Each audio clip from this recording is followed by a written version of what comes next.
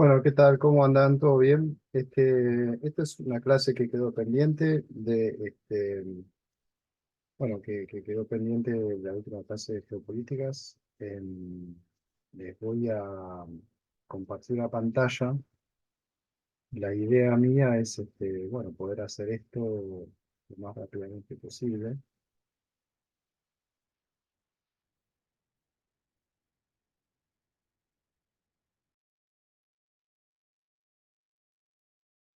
Bueno, ¿qué tal? ¿Cómo andan? ¿Todo bien?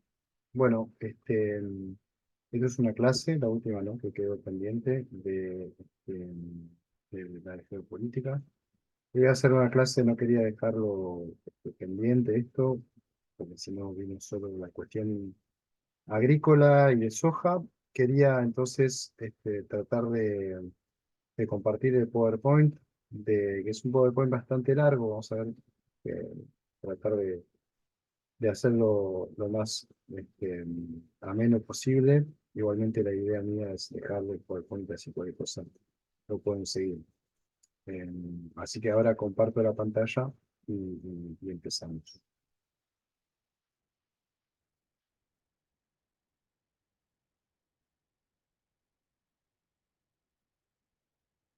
Bien, la idea de esta clase es ver esto, ¿no? Geopolítica de los minerales y la energía, que es un tema que es importante, tanto como el de alimentación, obviamente. Nosotros tenemos ahí puesto bastante bibliografía, bueno, ya lo iremos viendo a lo largo de la clase, pero básicamente nos vamos a fijar sobre estos tres temas, que a la vez tienen cada uno subtemas: minerales, hidrocarburos, inversiones. Ustedes ya se imaginan, ¿no? Porque son importantes y por qué relacionan y son tan relevantes en la relación entre América Latina y China. Porque minerales hay muchos países, no Argentina, pero bueno, muchos países que son importantes en cuanto a la exportación de minerales y también de hidrocarburos, aunque en menor medida. Pero la cuestión de los hidrocarburos, de la energía en general, vamos a ver que es algo muy relevante, que tiene las dos vías, ¿no? China necesita energía, pero también lo necesita América Latina, y por eso hay muchas inversiones chinas en el país. Sí, bueno, en primer lugar, los minerales. Ahí el texto de Brookman ya tiene sus años, pero es interesante porque estructura un poquito, y hace un par de definiciones que nosotros necesitamos algo antes de empezar. Bueno, es muy amplio, pero clasifica un poquito con los estilos de minería que hay: el de infraestructura, que es sobre todo para el uso intensivo del cemento. Ustedes, bueno, saben que obviamente la minería no es solo metalífera, sino que es eh, muchas cosas, todo lo que son piedras, para decirlo rápidamente. Después el cobre, que se usa en la industria ligera, que es todo, obviamente, las máquinas, todo lo que son los componentes electrónicos, pero también que se usa en la construcción, ¿no? Lo que son todos los cables eléctricos. Después tenemos la industria pesada, que usa más bien aluminio y acero, y los bienes de consumo, que usan minerales industriales y también el cobre, como ya lo mencioné. Así que bueno, dicho eso, vamos a ir a mineral de hierro y acero. Ustedes saben que uno se hace uno para hacer el otro. ¿Qué importa China del mundo? Vamos a hacer algunos numeritos, me parece que está bueno para tener una visión general. El mineral de hierro que importa China, bueno, es el principal de todos los minerales que exporta en términos de valor, ¿no? Está hablando de 180.000 millones de dólares. Es mucho más, obviamente, que lo que vimos con soja, ¿no? Es una de las importaciones más importantes, pero como les dije en su momento, igualmente, si miramos la estructura global de las importaciones de China, la gran mayoría, recuerden que son los bienes industriales que intercambian con sus vecinos asiáticos. Los recursos naturales son 20-25%. Así que bueno, pero dentro de esos, el mineral de hierro tiene su peso, el mineral de cobre también, y también últimamente el oro, ¿no? Que es algo importante, porque lo que empezó a pasar es que China empezó a reemplazar en sus reservas oro por billete, por dólares, por bono del tesoro, con lo cual en ese cambio se impactó bastante, y lo vamos a ver un poquito en los datos. Países exportadores de mineral a China. Bueno, tenemos a Australia como uno de los grandes exportadores. Brasil también, lo cual es interesante. Sudáfrica un poco menos. Sudáfrica sobre todo diamantes, ¿no? Piedras preciosas. Después está Chile, que se exporta sobre todo cobre. Aparece Suiza por el tema sobre todo del oro, como yo les dije, y el Perú, que exporta un poco de cobre y un poco cobre sobre todo, y también algo de mineral. Entonces, desde América Latina, como lo vimos, ¿qué importa China? Importa minerales de hierro, mineral de cobre. eh, Después aparece mucho más atrás en valor, ¿no? En dólares, lo que son los metales preciosos, zinc, plomo, manganeso, aluminio, níquel, muchas cosas, pero sobre todo mineral de hierro y mineral de cobre. Pero ¿quiénes son los que le exportan a China? Aparece Brasil. Brasil tiene la principal empresa en el mundo de mineral de hierro, que es Vale, era una empresa estatal que se vendió, digamos, una gran parte al sector privado en los 90, pero bueno, sigue siendo brasileña. Y después aparece Chile y Perú, que exportan sobre todo cobre, ¿no? Entonces ahí aparece muy claramente acoplado países con productos, cada uno con su particularidad. Y bueno, obviamente, a diferencia de lo que veíamos con la soja, es algo que China necesita de los minerales, con lo cual son exportaciones que van creciendo a lo largo de los últimos 20 años. Y esos países, bueno, les facilita mucho todo lo que es los problemas de divisas. Si tienen una salida exportadora cada vez más mayor, creciente, eso facilita mucho no encontrarse con ningún problema de ese estilo, cosa que ya lo vimos con Argentina. No pasaba. Argentina ya desde el 2011 no puede incrementar sus exportaciones, e incluso las reduce sus exportaciones a China. Después aparece México un poco más lejos y bueno, los otros países.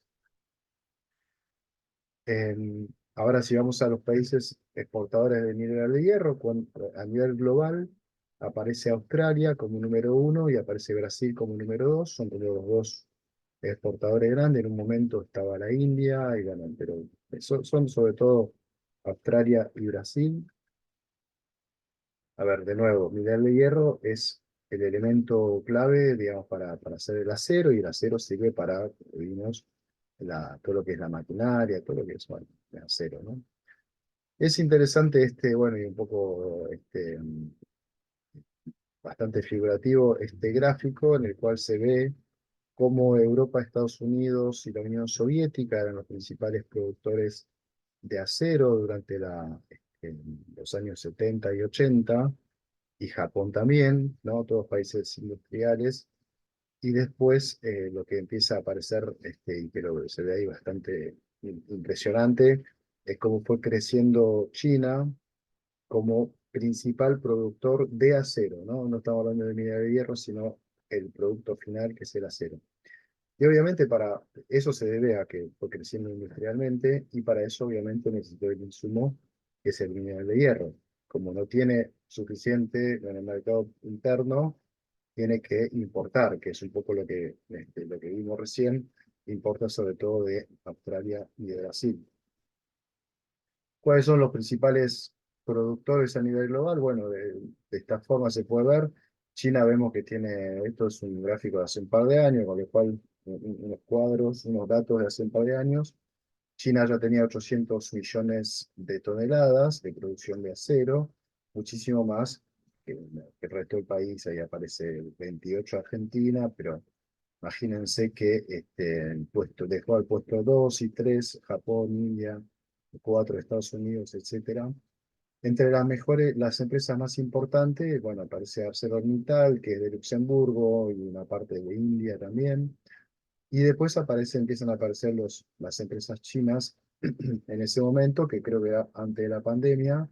Si lo actualizamos, vamos a ver que siguió creciendo la producción de acero a nivel mundial. La producción de China se hizo mucho más importante, más de 900 millones de toneladas en el 2018, y ahora está en más de 1.000 millones. Y hoy por hoy lo que estamos viendo es que las empresas chinas ya son las más importantes a nivel mundial, ¿sí? Ya ArcelorMittal quedó en en segundo plano, hubo una serie de fusiones de empresas de China que ya quedaron como número uno. Esto para entender un poquito el acero chino, produce una gran parte, importa, ahí arriba hay un rosadito que es las importaciones que ellos hacen, pero producen un excedente, con lo cual también lo que hacen es que exportan bastante. Y ahí hay una mención bastante interesante, que las exportaciones de China en 2016 superan la producción total de ArcelorMittal, que era la más importante en aquel entonces. ¿Cuál es la capacidad de producción de esas empresas chinas? Bueno, acá tenemos 65.000 millones de toneladas, que es la capacidad de producción, es decir, qué es lo que podrían llegar a producir, ¿no? Bueno, hay varias, acá es de la fuente del Servicio Geológico de Estados Unidos, que generalmente son buenas fuentes. Ahí tenemos un subtotal de 395 millones, mucho menos del total, ya vimos que son casi 1.000 millones el total de China, pero es un poquito para ver cuáles son las empresas, dónde están ubicadas. Muchas de ellas están ubicadas cerca de los minerales, porque hay una especie de integración entre el mineral de hierro y la producción de acero. Entonces, bueno, tenemos en las zonas centrales, Hebei, la zona del noreste, que yo siempre insisto, Liaoning, bueno, en varias provincias está bastante disperso lo que es la producción de acero en China, pero sobre todo del centro para el norte, ¿no? A ver, ¿cómo, quiénes son esas empresas? ¿No? Acá nos enfocamos un poco en la parte más de- del-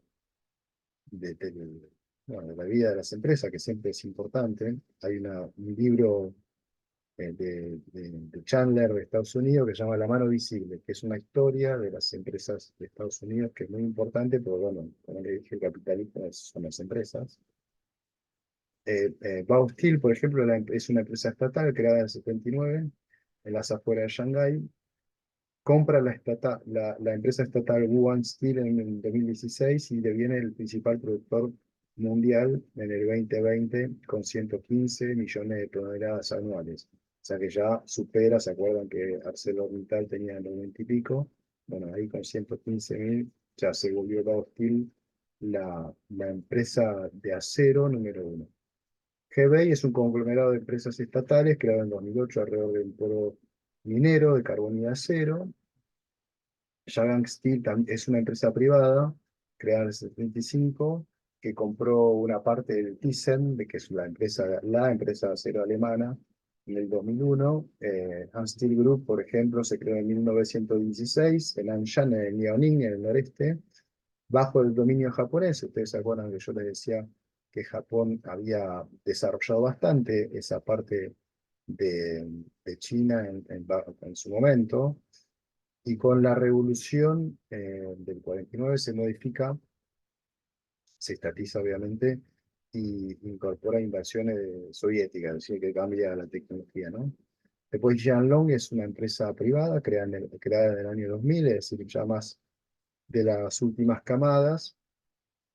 Y el Shougang Group es una empresa estatal de Beijing que continúa, bueno, otra empresa que había sido creada en 1919 y que entró en la bolsa en el 2005 y entre otros, bueno, invirtió en la mina Marcona, que es una de las más grandes minas de Perú en 1992.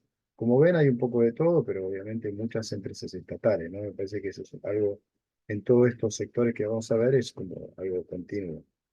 Existen las empresas privadas, pero quedó claro que con la revolución se estatizaron muchas y la creación, la industrialización de China en la posterioridad hizo que muchas empresas, bueno, se armen de forma estatal.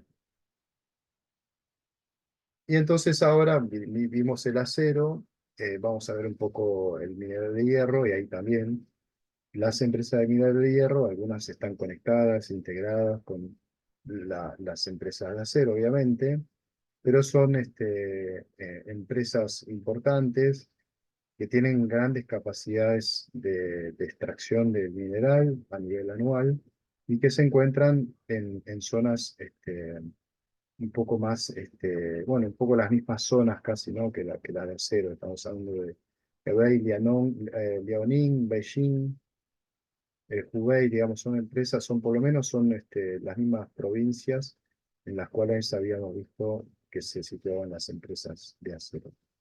Una razón, digamos, bastante simple, digamos, es más fácil transportar acero que transportar el mineral. Transportar el mineral es un costo, digamos, transportar muchas cosas que después, muchos materiales que después no vas a usar. Es un costo. Eh, las empresas de mineral de hierro, una gran parte de las mineras son integradas con planta de acero, como yo les decía, en particular las que se emplazan en zonas cercanas, y Huawei es un holding privado con sede en las Islas Vírgenes y Hong Kong, para que se den cuenta un poquito la variedad de estilos de empresas que podemos encontrar.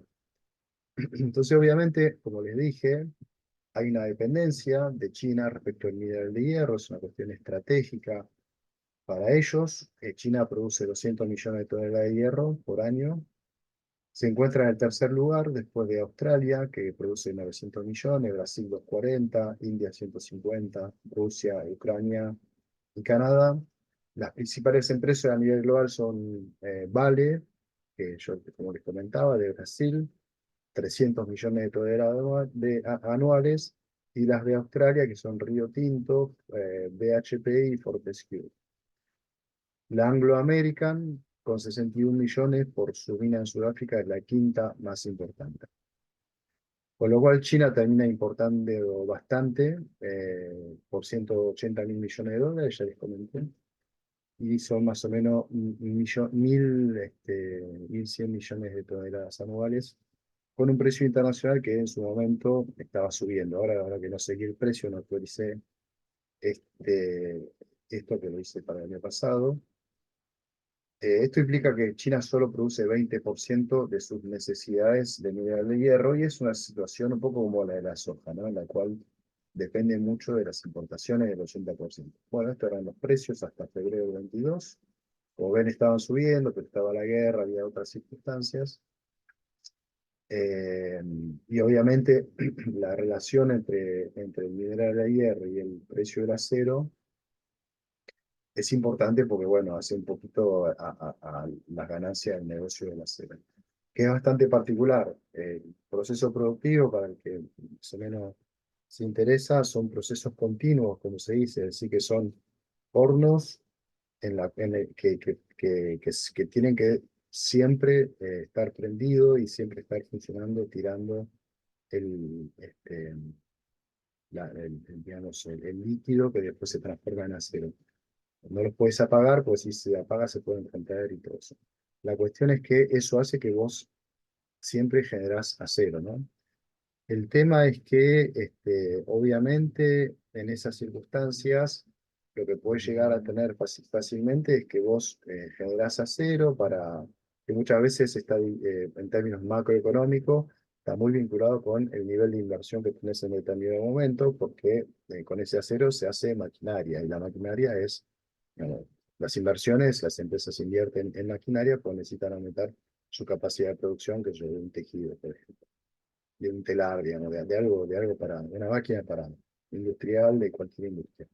Cuando la inversión empieza a decaer, vos empiezas a tener obviamente menos fabricación de maquinaria y entonces menos demanda de acero. Entonces lo que pasa es que como el acero sigue produciéndose en términos continuos, como les comenté, aparece un proceso de sobreproducción de acero que hace que los precios bajen.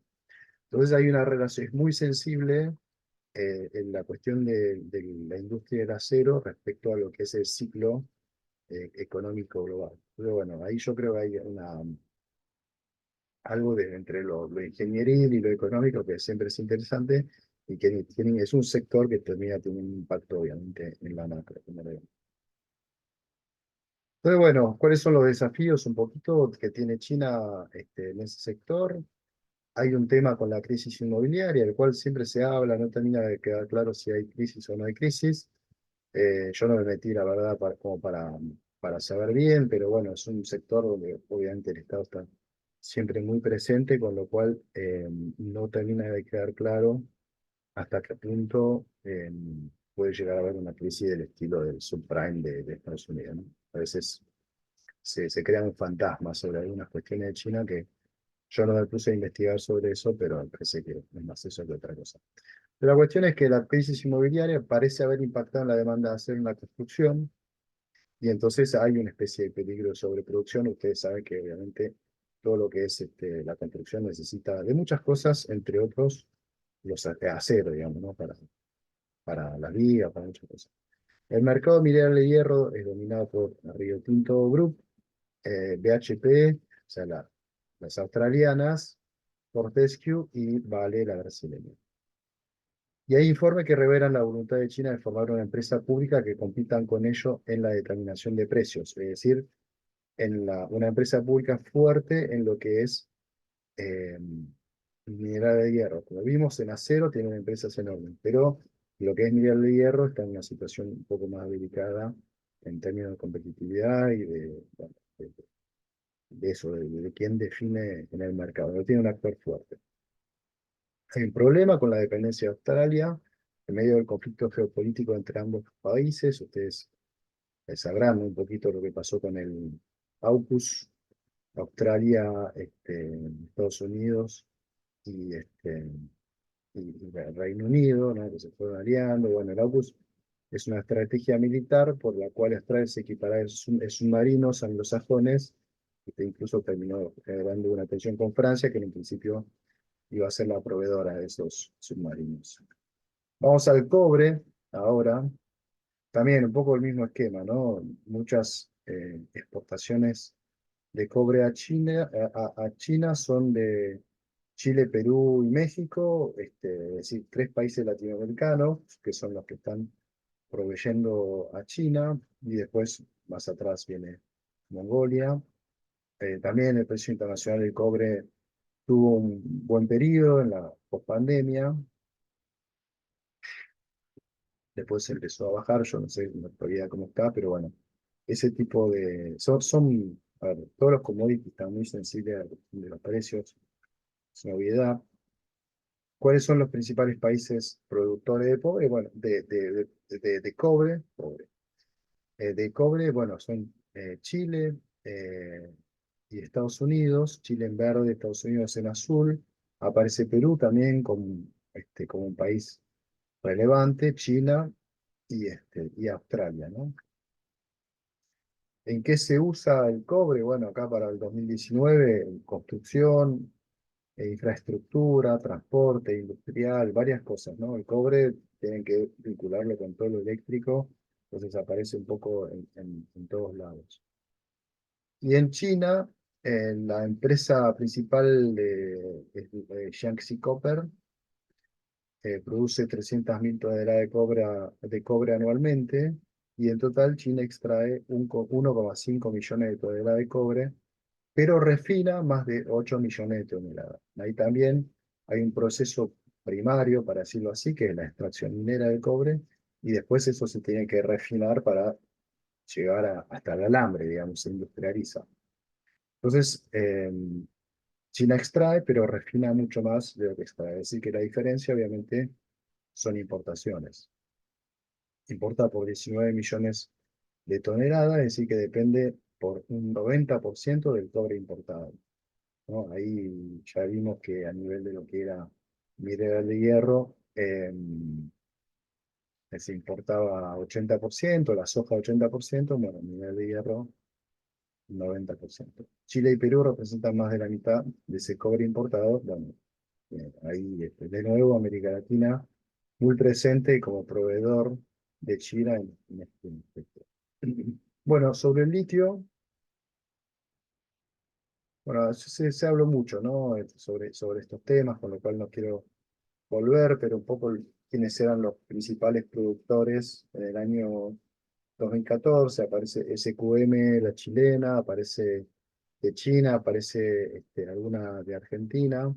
Eso fue variando bastante, eh, pero bueno, es un mercado que tiene grandes jugadores, en los cuales no están los chinos, ¿no? Están Australia, Chile, Estados Unidos y poco más. Em, Este es bueno, hay varios textos interesantes de los cuales extraje algunos gráficos de set 21 que es el Centro de Estudios de la Producción, el Centro bueno, de Estudios Productivos me parece que es del que era del Ministerio de Desarrollo Productivo, y que se concentró hizo muchos documentos sobre la parte de litio y la parte de minería, así que ahí el que está más interesado, yo les diría que se dirija ahí en la página, que hay muchos sobre los temas globales y sobre los temas de Argentina también. Bueno, hay distintos tipos de litio, sí que se puede sacar por salares o también más por piedra, ¿no? Para decirlo rápidamente, y nosotros en Argentina tenemos sobre todo, en América Latina, tenemos sobre todo salares. Ustedes saben que tenemos el triángulo del litio en los salares de Uyuni en Bolivia, de Atacama de Chile, y acá en los salares de Catamarca, el salar del hombre muerto, bueno, varios de los salares que están ahí en la zona del noroeste, en Chile, en Salta y en Jujuy, quiero decir que son de los más importantes del mundo, son las reservas más importantes del mundo. Los recursos, en verdad, ahí hay que diferenciar lo que es el recurso de la reserva. La reserva es algo que todavía no extraíste, pero que ya hiciste como todo un trabajo para poder extraerlo. Y los recursos es algo que vos no tenés un trabajo productivo efectuado, pero te das una estimación de que cuánto sería si se pusieran en marcha las inversiones, cuánto sería más o menos la posibilidad de extraer de determinado lugar. Bueno, ¿cuáles son los principales recursos, justamente? Los principales recursos están en Bolivia, en Argentina y en Chile, como yo les dije. Después está Estados Unidos, Australia, aparece China también. Son recursos, es decir, que esto es antes de la inversión productiva. Entonces nosotros, como van a ver después, ni Bolivia ni Argentina son los principales productores, para nada. Sí están entre los que tienen mayores recursos. A ver, el litio es algo que se usaba mucho para lo que es eh, vidrio y cerámica, digamos, ¿no? En esas industrias está esa línea rosada que va cayendo en su peso relativo respecto a otros usos, que son obviamente las pilas y las baterías. Son las baterías de celular, la batería de computadora, las baterías de autos cada vez más. Y bueno, empieza a ser como el principal uso que tiene y que va a tener a futuro el litio, y por eso lo hace un elemento tan importante. Bueno, sobre el tema de los vehículos eléctricos, este es otro gráfico del set 21. Como ven, Europa se puso, sobre todo después de la pandemia, eso si lo autorizaríamos, hubo idas y vueltas, ¿no? Ahí hay un tema con los vehículos eléctricos que es, en un momento todos acordaron para avanzar sobre el tema de, de los vehículos híbridos eléctricos, pero en un momento cuando empezaron a darse cuenta que China, sobre todo la empresa BID, ¿no?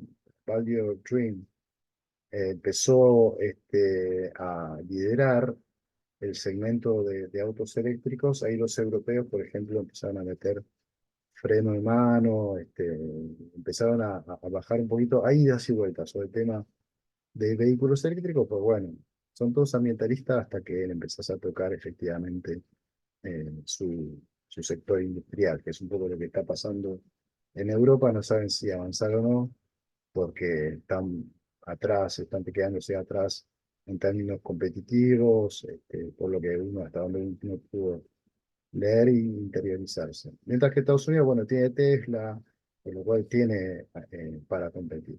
Pero como ven todavía el mercado interno de Estados Unidos, que es enorme, ¿no? Estamos hablando de 10 millones de vehículos por año, eh, está quedando un poco atrás. O sea, qué sé yo. Todos estos mercados son enormes, porque creo que China debe tener 30 millones de autos nuevos por año que se fabrican y que se venden. Así que, bueno.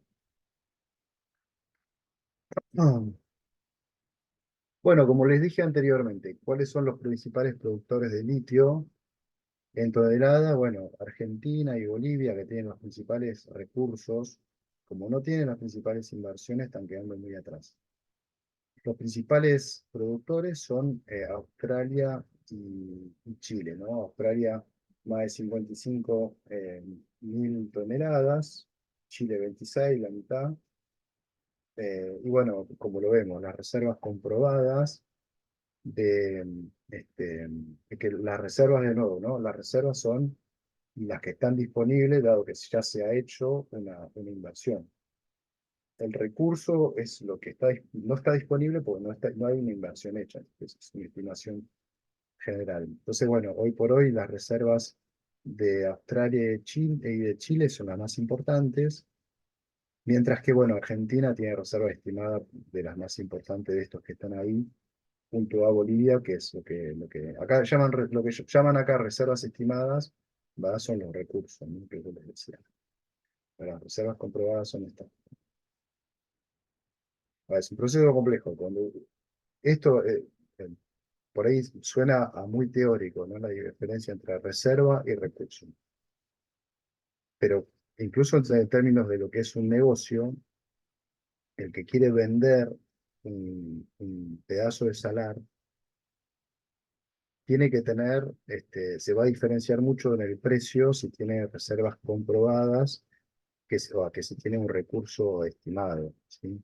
Las reservas comprobadas es lo que vos podés llegar a sustentar científicamente en base a distintas extracciones que vos hiciste, de que vos eh, en ese pedazo de salar, las extracciones que hiciste te indican una cantidad de, de reserva de litio que hay por la cantidad de sal que hay, ¿no? Entonces, en términos geológicos, es todo un trabajo y eso valoriza el salar, obviamente, la tierra, ¿no?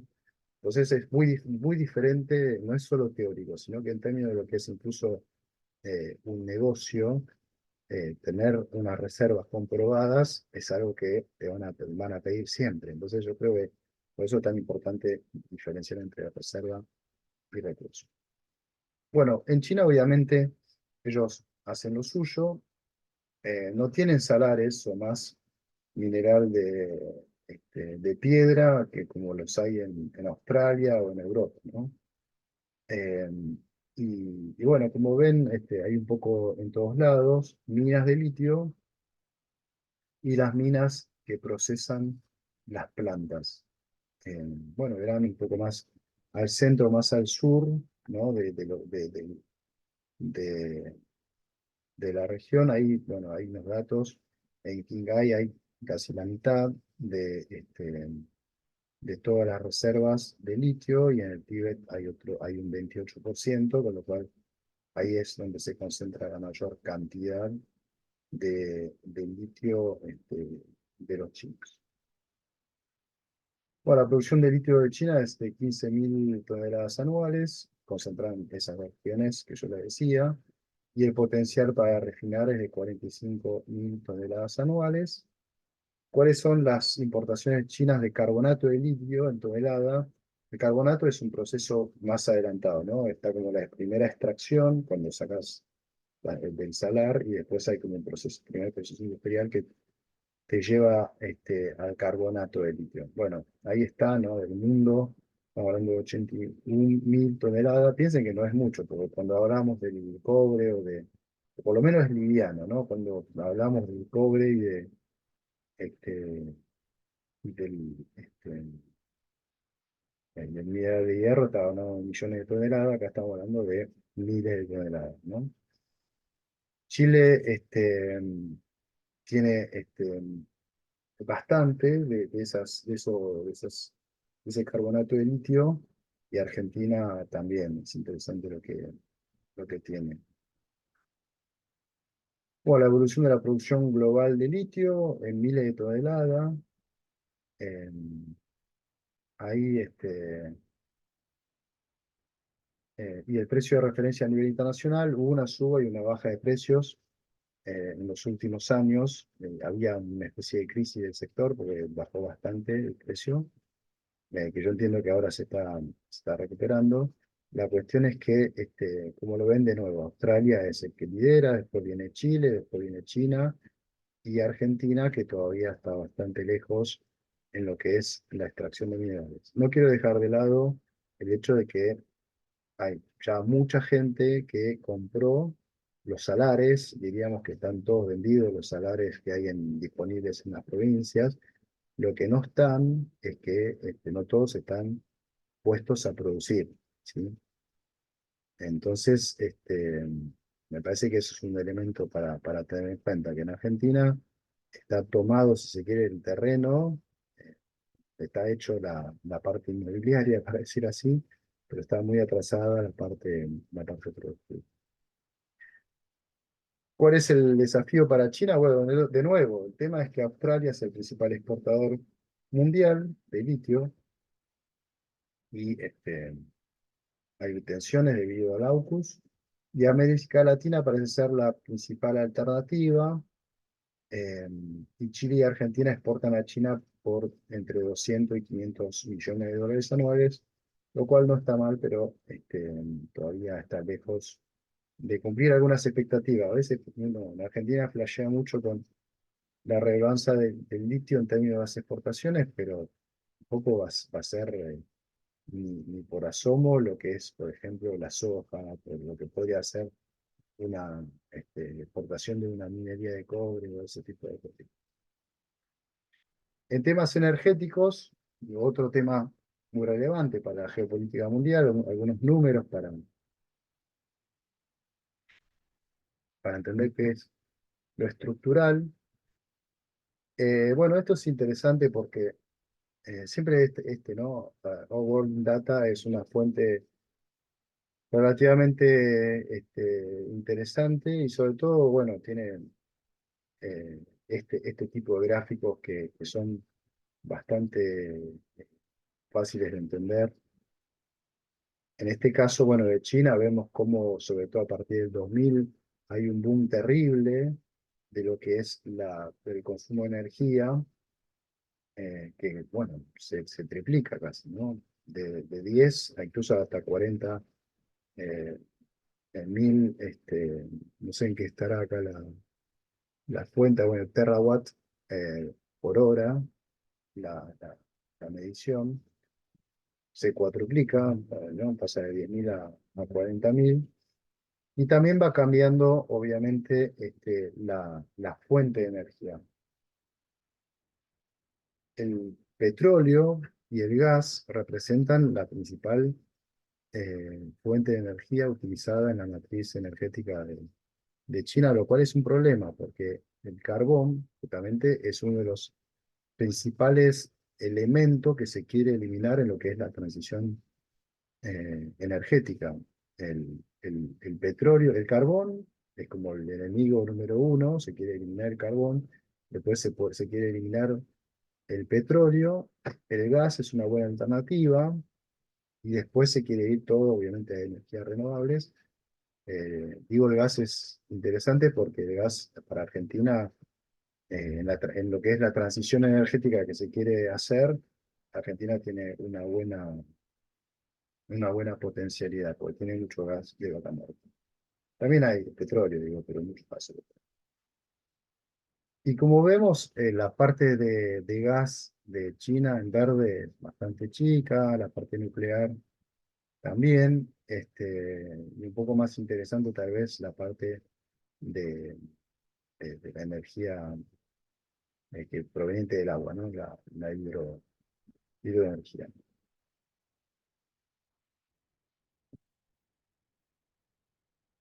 A ver, ¿cuál es la situación respecto del petróleo? Para ir un poco uno por uno.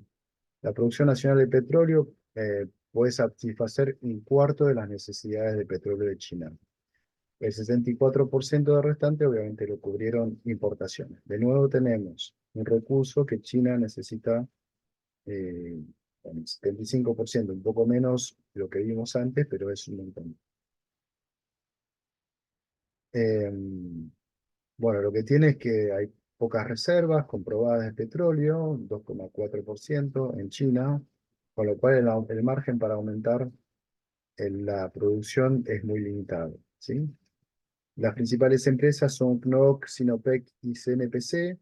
Hay que saber ahí, como todos los procesos de empresas estatales en China, lo que pasó es que en un principio había una empresa, un ministerio, ¿no? Una secretaría de petróleo, de energía, que es la que manejaba todo, la parte productiva, y en el 78 se fue separando eh, en distintas empresas, que se suponía en un principio que tenía que estar especializada y después, bueno, con cada uno haciendo distintas cosas. Entonces, bueno, estas tres empresas son como las principales empresas estatales, obviamente, de China. La situación del gas, la producción nacional vimos que sigue modesta en comparación de la demanda global, pero ha pasado de unos 120 millones de metros cúbicos en 2014 a unos 190 en el 2021, así que va creciendo. Igualmente, esa cifra sigue siendo muy inferior a la demanda total, que es de 330 millones de metros cúbicos para el 2020, lo que significa que China sigue dependiente del gas importado por tuberías y el GNL que viene en barco para cubrir más del 40% de sus necesidades. Y eso se convirtió, eso, digamos, estos datos yo los saqué un poco antes de lo que fue la guerra entre Ucrania y Rusia. Yo entiendo que desde entonces, ustedes saben que los caños que van de Rusia para proveer a Europa ya no funcionan, y entonces hubo un giro en la política energética de Europa, que tuvo que depender cada vez más de GNL importada, y obviamente de Rusia, que fue llevando su gas cada vez más a China, con lo cual esto que le puse acá en esa filmina tiene que haber cambiado drásticamente, hay que ver hasta qué punto para China, para Rusia seguro y para Europa seguro. En cuanto a la energía nuclear, hay una corporación nacional de nuclear china, es la mayor empresa de la industria nuclear china y tiene su origen en el Ministerio de Industria Nuclear de China, que se transformó en empresa pública en 1988. De nuevo, un organismo, una agencia del Estado chino, o una secretaría, un ministerio en este caso, pasa a ser que tenía dentro de lo que es el ministerio la parte productiva, bueno, empieza a autonomizarse y ser una empresa pública. En 2018 compra la principal empresa de construcción de centrales nucleares, China Nuclear Engineering and Construction. El plantel total es de 150.000 empleados y su capitalización de 100.000 millones de dólares, poco para que tengan un panorama, ¿no? De qué son esas empresas que manejan esos sectores claves de la economía de China, siendo propietaria de 17 centrales nucleares y teniendo 8 más en construcción.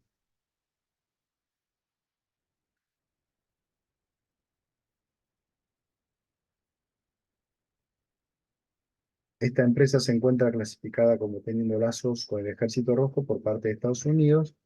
Ahí, como ya les comenté, me parece, Estados Unidos empezó con el lío de Huawei, ¿no? Empezó a poner el ojo y hacer una especie de lista negra de las empresas estatales, sobre todo, pero no solo. Huawei no es estatal, pero tiene vínculos por el Estado compra a Huawei tecnología, el Ejército Rojo obviamente también, y entonces, bueno, empezaron a enlazar todo, a hacer un listado de empresas que trabajan para el Ejército Rojo, entre las cuales está Huawei, y están casi todas estas empresas que estamos citando, ¿no? De energía nuclear y todo, las energéticas van a ver que aparecen mucho, bueno, es un listado que es en listado de 30, 40, 50 empresas, fueron ampliándolo además, que es, entre otros, uno de los problemas que nosotros tenemos, por ejemplo, con las inversiones de las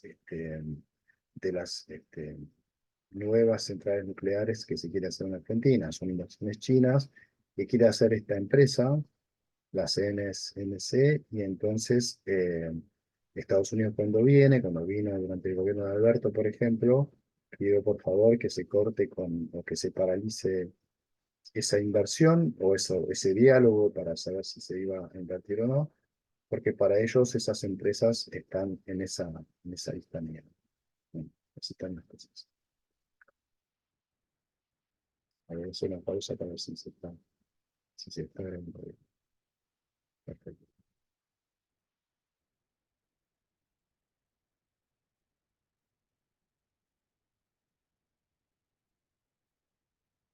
Bueno, dicho esto, entonces, pasamos a lo que es energía eléctrica. Ahí también hay una empresa estatal, la State Power Corporation of China, creada en 1996, que fue dividida en el 2003 en varias empresas, entre las cuales, bueno, están todo ese listado, casi todas están en la lista negra de Estados Unidos.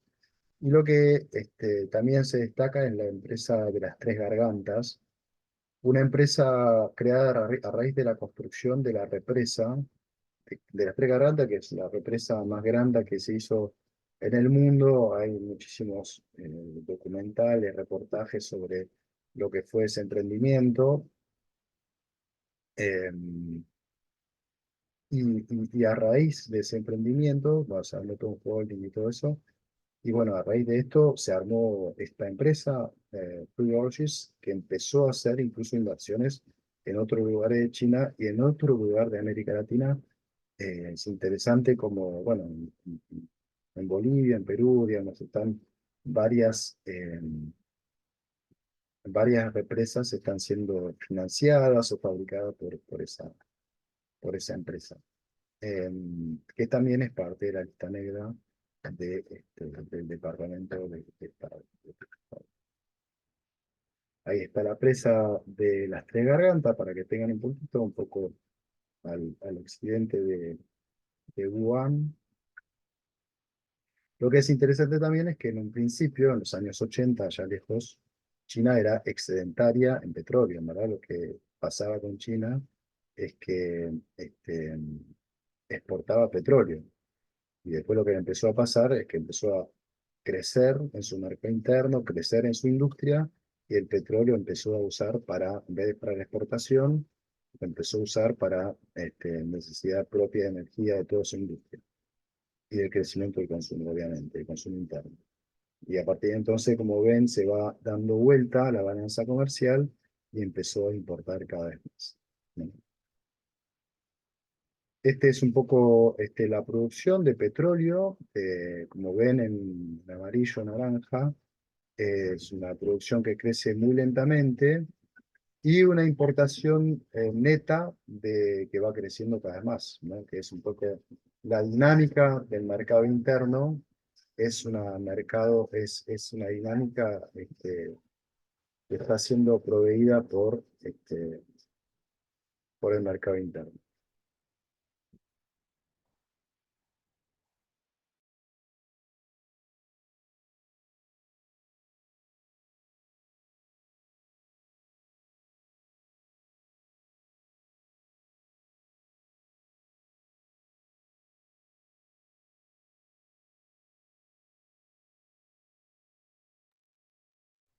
Sigamos. Llegó la familia y el perro empezó a festejar.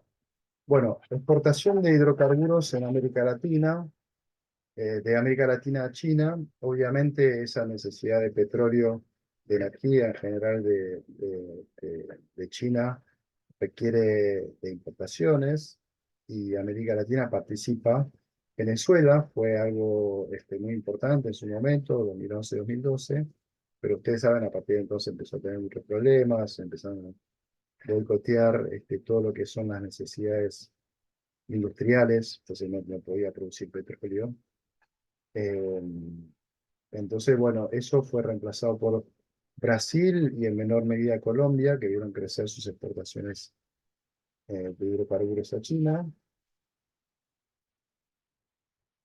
Bueno, acá tenemos la producción de petróleo de Estados Unidos y el precio del barril del Brent del 2009 al 2020. Eso es un poco, hay un proceso de mercado que fue bastante importante, que es el cambio tecnológico. Estados Unidos empezó a avanzar mucho en lo que es el petróleo y el gas no convencional. Eso tuvo un impacto en Argentina porque empezamos a hacer no convencional también a partir de Vaca Muerta. La cuestión es que al incrementar su producción en Estados Unidos, como ven ahí, entre el 2011 y 2014, en gris, ¿no? Va creciendo, como eso empezó a tener un impacto directo sobre el precio internacional que empezó a caer justo en esos años, 2013, cosa que a China no le vino mal, porque obviamente ellos tienen que comprar y es mejor siempre comprar a un precio muy bajo. Bueno, último capítulo, bueno, fui un poco rápido, pero espero eh, que hayan podido tomar nota de estas cuestiones, que me parece que también para entender un poco el contexto general. Estados Unidos está muy pendiente, obviamente, de todas las inversiones que hace China y sobre todo de las empresas públicas. Bueno, yo ya les comenté esto de la lista negra y los está frenando de alguna forma, ¿no? Las empresas, las inversiones que vienen hacia América Latina. Hay algunos papers que le dejé en la biografía sobre este tema. La inversión china es sobre todo de empresas públicas, pero esto no responden al gobierno chino, no es que el gobierno chino dice, bueno, Sinopec invertí en Argentina, sino que las empresas públicas obviamente tienen su autonomía y se manejan como empresas y buscan sobre todo dónde están las ganancias, las posibilidades a nivel internacional. Sus incentivos son más bien comerciales, de mercado o recursos naturales, y eso se ve también interesante. Algunos trabajos que muestran que las empresas públicas en América Latina, estoy pensando en las de Brasil, digamos, de México, Pemex o Petrobras, eh, cuando están dentro del país, se funciona como empresas públicas y dependen mucho del gobierno. Cuando salen afuera, se manejan más como si fueran empresas privadas, ¿no? Con dinámicas similares.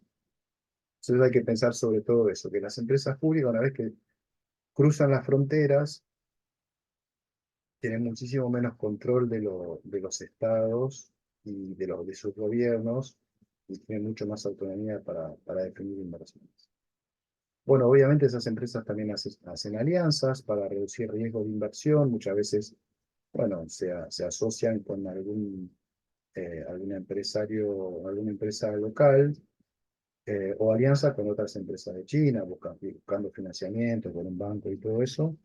Atrae mucho la reciprocidad en las inversiones extranjeras directas y de los mercados en el caso petrolero. Es decir, que muchas veces están esos convenios de intercambio de petróleo por otra cosa, digamos, ¿no?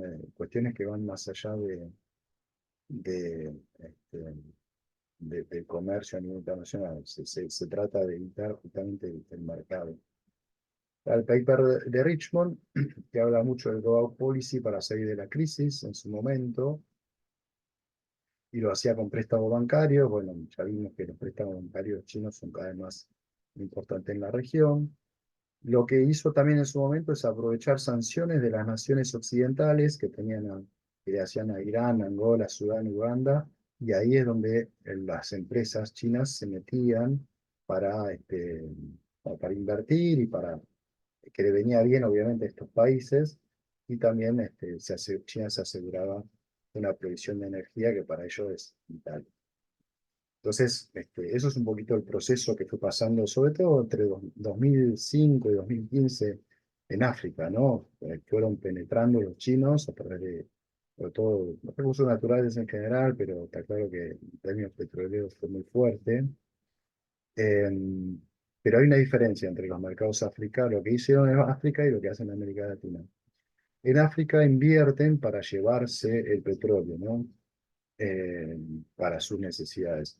Mientras que en América Latina es bastante distinto. Por ejemplo, Sinopec, cuando vino acá, o CNOOC, las inversiones que hicieron acá, no fueron inversiones para exportar hacia China. De hecho, nosotros no exportamos fuertemente petróleo de energía hacia China, sino que fue más para el mercado interno. Aprovecharon lo que pasaba acá simplemente para buscar beneficios, simplemente. Después el texto de David Dollar lo que muestra es que China es bastante indiferente a la institucionalidad, es decir, que no importa si es una dictadura, democracia, ellos invierten, no tienen mucho miedo, como le dije, puede salirle mal, pero generalmente hay como cierto respeto hacia lo que es China como país, salvo Milei, digamos, pero generalmente los países africanos y todo eso le tienen un respeto bastante grande y con lo cual, bueno, hay cierto cuidado, ¿no? En relación a sus inversiones.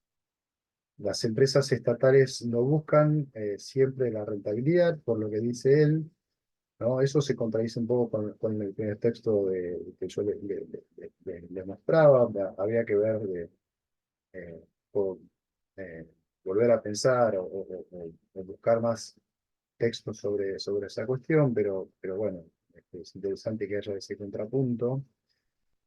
Lo que me parece súper interesante es que marca que tienen errores de novatos y sufren pérdida. Y yo ya les mencioné, me parece, lo que pasó con las empresas petroleras acá en Argentina. Tuvieron muchísimos problemas con los sindicatos e incluso una de ellas eh, se fue. Vino en el 2010 y duró 10 años y se terminó yendo.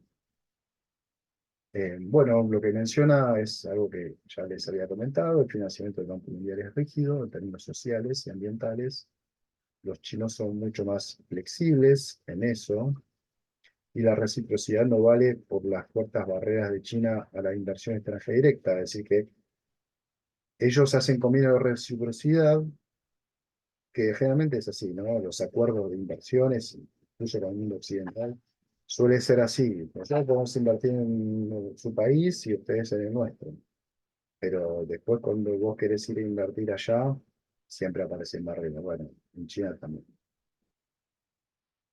Y más allá de las barreras de la simetría de financiamiento y poder que hay entre los dos países, ¿no? Barreras incluso más este, eh, comerciales, reales, digamos, de que no te dejan entrar en su mercado. China se dirige, dice él, hacia un modelo de servicios que requiere menos recursos naturales, pero se necesitaría abrir esos sectores a las inversiones extranjeras directas. Eso ustedes ya saben, ¿no? Que el sector servicios está bastante cerrado en China, las inversiones extranjeras directas, y es bastante común que en los eh, economistas o analistas occidentales, sobre todo, se le pida a China que abra esos sectores terciarios a las inversiones extranjeras directas, cosa que, bueno, a veces pasa, en algunos se ha abierto y en otros no, por ejemplo, el sector bancario. Bueno, acá hice un recopilado un poquito de las inversiones en minería de China en América Latina, donde tenemos por país, nombre, quién es el propietario de la inversión, si es una fusión y adquisición, el año y el sector, más o menos. Ven que bueno, en Brasil hubo bueno, una inversión en niobium, que es un tipo de minerales.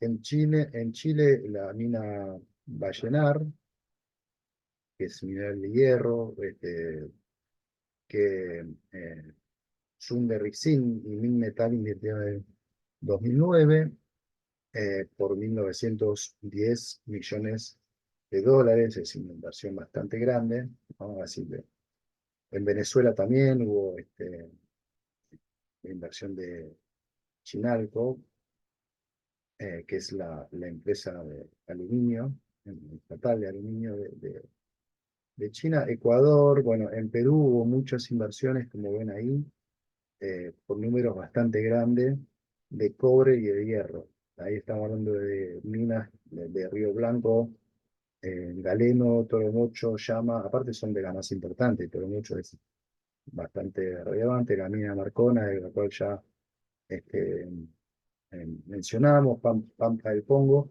Las Bambas, que trajo también bastante conflicto con la población local. Y son inversiones importantes, fíjense, 2.500 millones de dólares, 2.800, 3.200, 5.800, son inversiones muy relevante, ¿no? Piensen que, bueno, ahora vamos a ver, yo creo que las inversiones en Argentina no llegaron, llegaron a ser de 2.000 millones de dólares y fueron de las más importantes que hubo.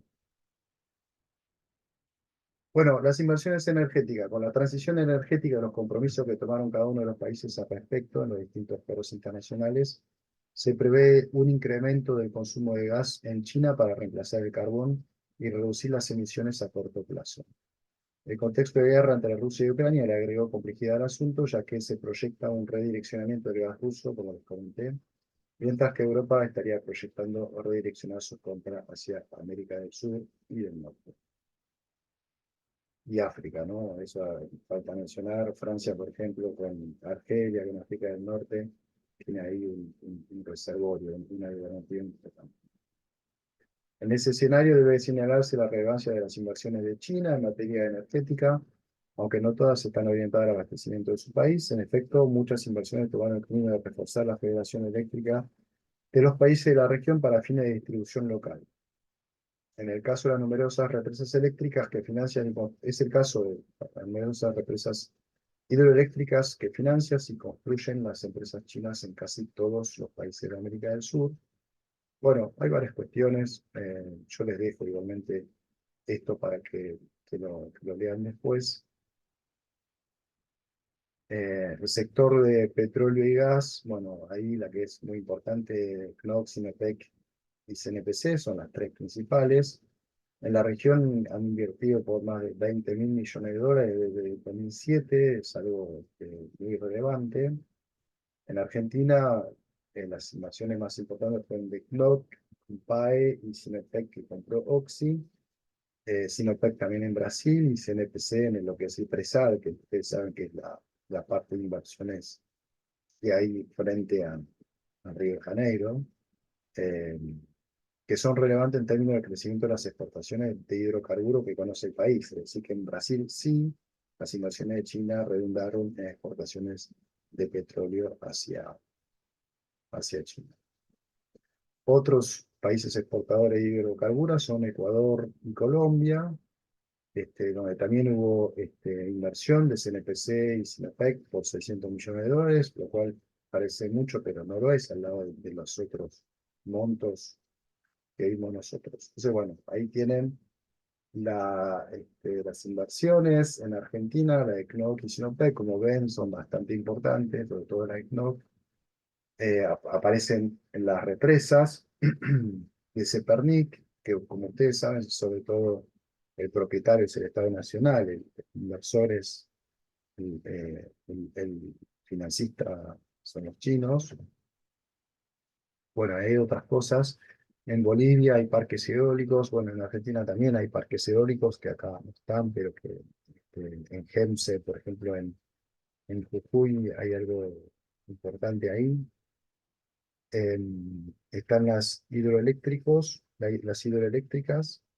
En Brasil están esas inversiones importantes de Sinopec bueno, algo de CNOOC en Colombia. Bueno, en Ecuador, ahí hay bastante de petróleo y de lo que son las represas, ¿no? Ahí aparece Sinohidro como una de las empresas, Harbin Electric y las Tres Gargantas, como yo les comentaba. Y lo mismo, bueno, en Perú, en Venezuela hay muchas inversiones en todo lo que es hidrocarburo, hidroeléctrica. Muy bien, esto es un poquito lo que tenía para comentarle. Para el curso tratamos de hacerlo rápido, es una lástima, obviamente no tenemos el tiempo de charlarlo, de debatirlo como me gusta, como decimos, pero bueno, ya tenemos tiempo porque vamos a tener otras clases pronto, nos vemos en la clase de relación bilateral en estos días. Así que bueno, le mando un saludo y nos vemos prontito.